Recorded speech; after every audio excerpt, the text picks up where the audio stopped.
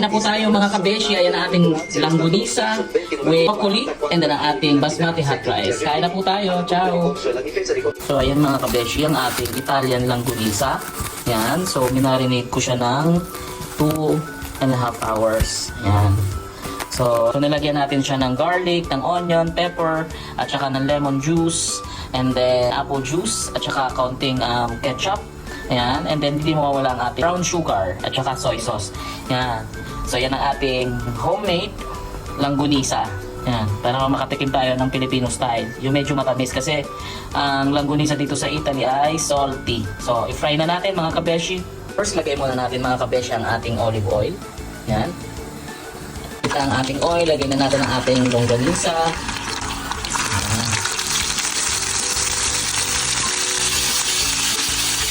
Ayan.